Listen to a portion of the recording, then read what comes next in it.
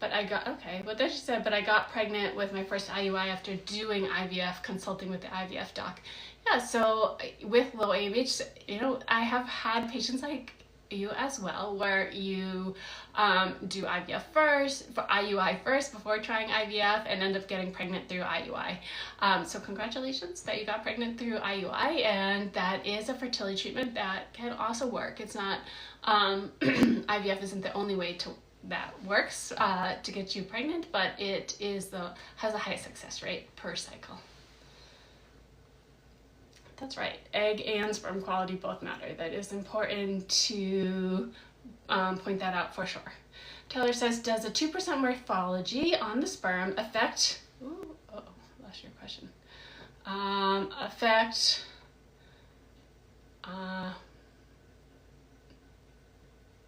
okay. I lost your question, but I think you said 2% morphology on the sperm. Does that affect embryo development or IVF success?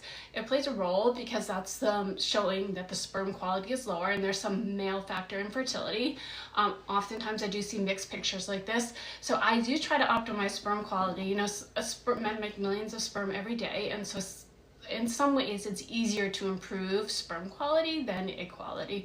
So I would look to try to optimize sperm quality, but 2% doesn't mean it won't work with IVF. I've had lots of patients with a 2% sperm morphology who got pregnant through IVF with that 2% sperm morphology there.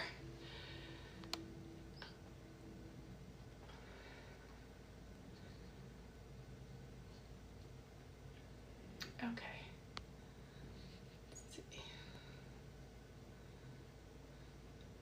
Christina says, is spotting an IVF pregnancy 5 to 6 weeks normal? I do see that very frequently with my patients, early pregnancy spotting. So with my patients, I always follow up really closely, but it can be normal. Sometimes it's due to, if you're taking vaginal progesterone, it can irritate the outside of the cervix, and that can cause some spotting, and it's not spotting up by the pregnancy. But I would say let your doctor know, and I would get follow-up for that, but it can be normal. Thank you, Nisha. Let's see. Thank you for all your questions. Taylor says, 2 failed PGT-normal transfers, 1 failed post 2-month Lupron plus letrozole suppression. Okay, and I'm not sure if you were asking about endometriosis earlier, but if you were, then yeah, you want to, so, you know, we really want to do a deeper dive into why implantation is failing. I think so the implantation is what's failing, I believe. So we really want to do a deeper dive into why the implantation is failing, because, you know, 1 normal embryo has a 50% chance to implant, but after 2, that's, you know, raises that, so it should be over 70% chance of pregnancy. So if you're not pregnant after 2 normal PGT transfers, we do want to do it sort of a deeper dive onto your uterus, really check your uterus, maybe consider things like a hysteroscopy, and really look into why implantation is failing. What can we do how did your lining look? How can we optimize for implantation? And I'm sorry to hear about your failed transfers, it's really hard.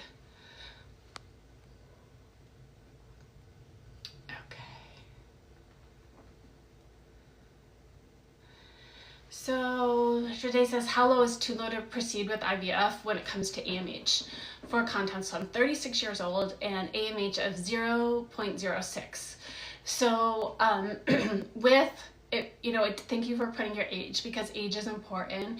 And I would say it also is important to know, I would guess with that AMH, you're still getting your menstrual cycles, like you're still cycling every month. So if you're still cycling every month, then you still will be releasing eggs. So you know, as long as you're cycling and releasing eggs, you can try. You will not have as high a success rate with IVF as someone with a higher AMH, but it doesn't mean it would be zero. So you would think of it, you won't produce a lot of eggs per cycle. That's what the AMH is telling us. But if we can get one that has good enough quality, then that can get you pregnant. So you would just have to think about your journey differently if you wanted to try IVF, that it may take more than one cycle. But it may still be possible given your age, because you're 36, so you're young, which means you should be able to produce good quality eggs still, although you will not produce a lot in one cycle. Thank you, IVF Warrior. Yes, please check out the link in my bio if you want a more in-depth fertility consultation about your specific case. Let's see. Sam says, 32-year-old with diminished ovarian reserve. I had one failed IVF, 2 mature eggs, but no embryos. AMH is 0.11, FSH 4.4. So your AMH is low, but you're young. You're 32 years old.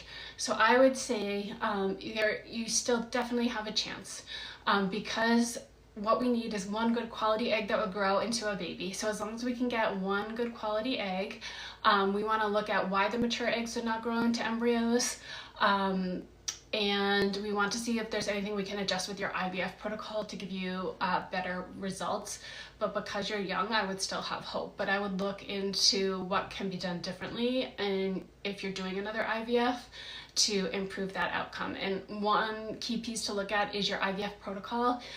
You want to most likely, without knowing more, I would say most likely you would want to not do a super high dose medication protocol with lots of injections, but you would want to do more of like a Goldilocks just right protocol, which is honestly more pills, checking your hormones throughout, and readjusting the medications to get a just right dose of medication for your egg supply. And I think that can improve your outcome, is one thought that I have here in your case.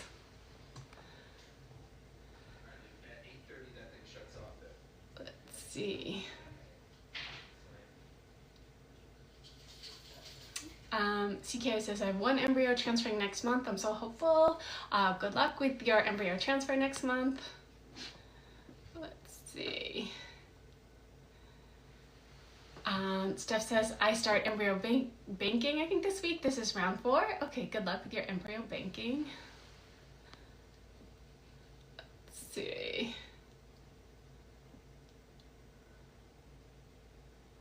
She says, are the medications high in estrogen? No, the medications are not high in estrogen. The fertility medications are not high in estrogen. But when you grow a group of eggs, like you will for IVF, you know, it depends on your AMH. Like we've had women comment on the comments that their AMH is low. So their estrogen, when your AMH is low, you won't grow a lot of eggs and your estrogen won't get too high. But if your AMH is higher and you grow a whole group of eggs, like 10 or 12 eggs in one cycle, each egg makes estrogen, and so your estrogen will get high because so many eggs are growing. But the fertility medications themselves, well, the fertility medications used to grow eggs anyway, are not high in estrogen.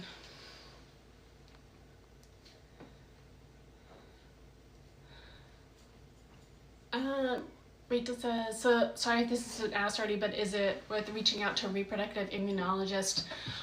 You know, the reproductive immunologist is sort of a growing field, but there's not a lot of data behind a lot of what they do at this point. So first, I would just make sure you've exhausted all the traditional evidence-based medical approaches first before you go to a reproductive endocrinologist, because there's a lot you can do that has a lot of evidence and data behind it before going to a reproductive immunologist. IVF Warrior says, do you suggest a person who's 29 to do PGT-A testing on embryos? So I would say the data is pretty mixed when you're 29. When you're 29, you expect half or more of the embryos to be genetically normal, but not all of them will be genetically normal. So, you know, each embryo, if you transfer it untested, should have a 50 to 60% chance of pregnancy. A tested embryo would have the same.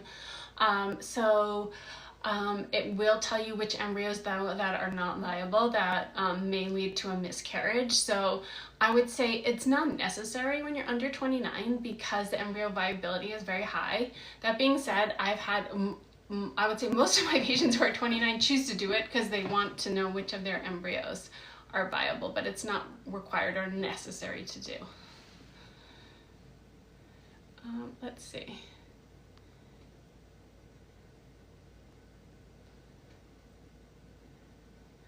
Steph says, is surgery required for a retroflex uterus before IVF? So retroflex means the uterus usually in your pelvis can be tipped up towards your belly button, or it can be tipped back towards your tailbone, just normal variations of the uterine position, and you do not need surgery to fix that before IVF. War Game says, can you choose eye color? No, you can't choose eye color at this point.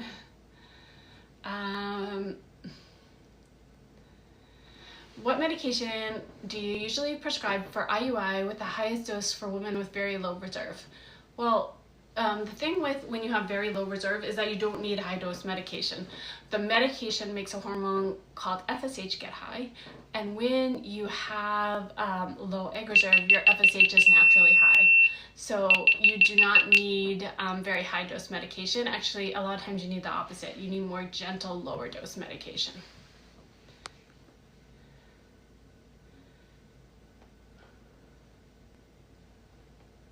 Okay. Oh.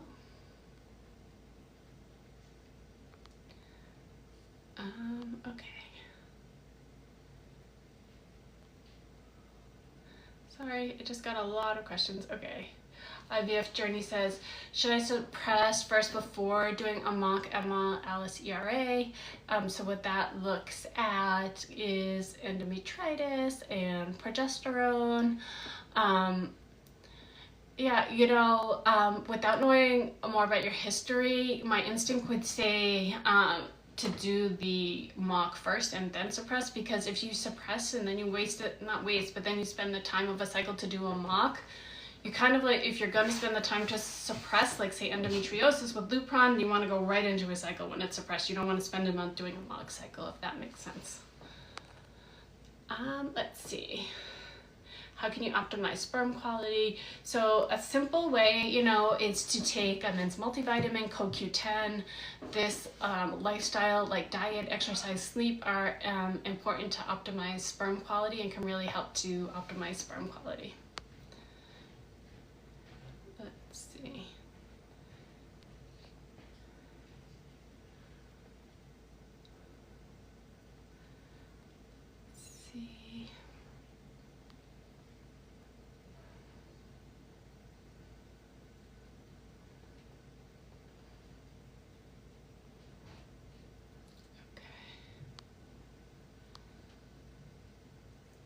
Just looking for any questions about IVF and donor egg. Let's see.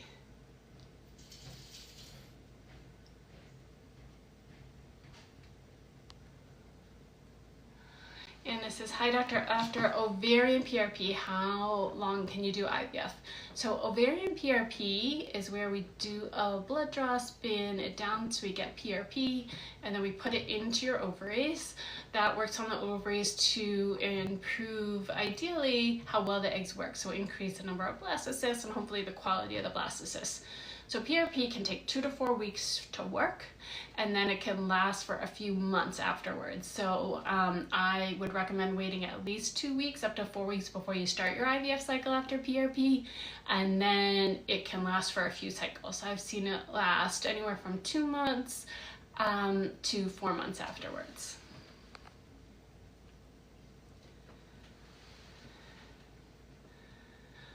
Okay, super low AMH at 0.13, but FSH and LH are normal.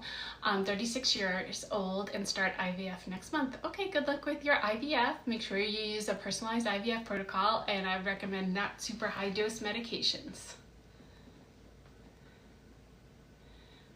Let's see.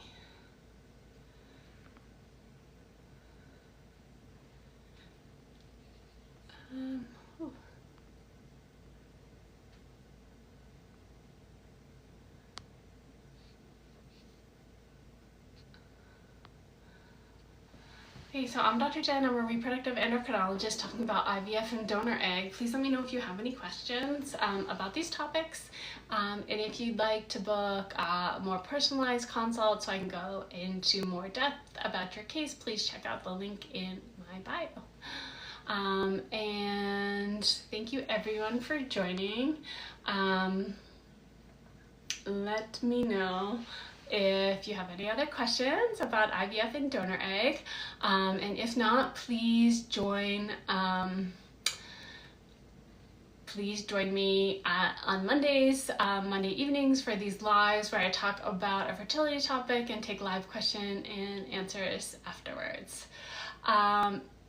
Boy Mom says, I'll try to take one last question. Boy Mom says, can IVF work if you have a C-section scar defect?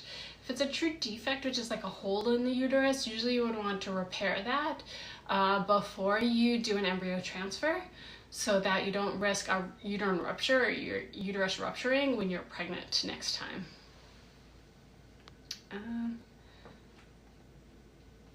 So JD is asking about 5 failed euploid embryo transfers.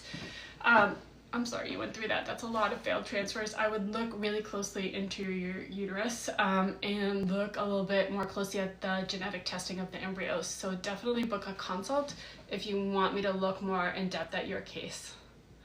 I'm sorry that you went through all those failed transfers.